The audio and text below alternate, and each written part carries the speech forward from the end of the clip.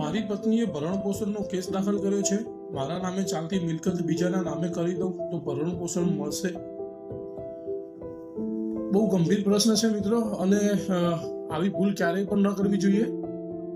કારણ કે જ્યારે ભરણપોષણનો કેસ પત્ની દાખલ કરતી હોય છે તે સંજોગોમાં તમને જ નહીં પણ ઘણા પુરુષોને આવો ખ્યાલ આવતો હોય છે કે તેના નામે ચાલતી મિલકત તેના મા બાપને નામે કરી દઉં, કાં તો પછી તેના ભાઈ બહેનના નામે કરી દઉં, કોઈને ગિફ્ટ કરી દઉં, એટલે કે ગમે તેમ કરીને તેના નામે ચાલતી મિલકત બીજા કોઈના નામે કરી દઉં. આ તમને એકલાને ખ્યાલ નથી આવતો, પણ બીજા બી ઘણા એવા પુરુષો છે તેમને આવો ખ્યાલ આવતો હોય છે. એટલે આ એક ગંભીર પ્રકારની ભૂલ છે. આવી ભૂલ ક્યારેય ન કરાય મિત્રો. કારણ કે ભરણપોષણનો કેસ દાખલ થાય ત્યારે ભરણપોષણ માટે કોર્ટ તમારી તમામ મિલકતો પણ ધ્યાનમાં લીધી હોય છે, તમારી આવક પણ ધ્યાનમાં લીધી હોય છે. હવે મુદ્દો સમજવાનો એ છે કે જ્યારે ભરણપોષણનો કેસ દાખલ થાય છે ત્યારે સોર્સ ઓફ ઇન્કમ સાબિત કરાવવાની જવાબદારી પત્નીની છે, પણ સાથે સાથે નામદાર સુપ્રીમ કોર્ટ અને નામદાર હાઈકોર્ટના ઘણા એવા રૂલિંગ છે કે પતિએ પણ પોતાની આવક અને પોતાની મિલકત જે આ કેસની અંદર રજૂ કરવાની ફરજ છે.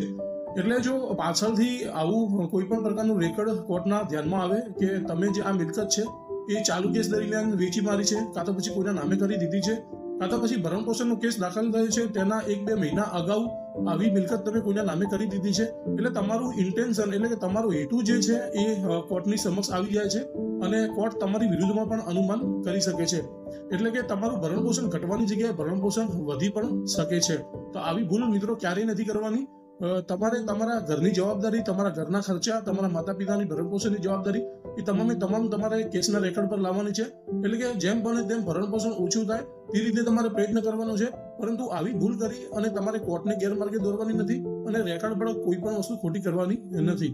એટલે પ્રોપર્ટી બીજાના નામે કરી દેવી, કોઈને વેચાણ કરી દેવી, કોઈના બક્ષિસ કરી દેવી, આ એક ભરણપોષણથી બચવાનો કોઈ ઉપાય નથી.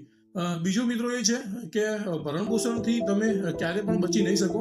કારણ કે નામદાર સુપ્રીમ કોર્ટના એવા ઘણા બધા રૂલિંગ છે કે માણસ કંઈ પણ ન કમાતો હોય તેમ છતાં તે લાઈવ બોડી છે અને તે મહેનત કરીને કમાઈ શકે છે તેવું અનુમાન કરી અને તેમ છતાં પણ ભરણપોષણ બાંધી શકે છે. તમારો જે પ્રશ્ન છે એ તદ્દન ગેરવ્યાજબી છે અને રેકર્ડ પર ખોટું દેખાઈ આવે તેવો છે. એટલે આવું ક્યારેય નથી કરવાનું અને તમે તમારો કેસ તમારા વકીલ મારફતે સાચી સલાહ લઈ અને તમે લડી શકો છો. આવા જ લીગલ અપડેટ્સ અને અવેરનેસના વિડીયો જોવા માટે મિત્રો ચેનલને સબસ્ક્રાઇબ કરી લેજો, ફેસબુક, ઇન્સ્ટાગ્રામને ફોલો કરી લેજો. વિડીયો સારો લાગે તો લાઈક કરજો અને તમારા મિત્રો સુધી શેર પણ કરી દેજો.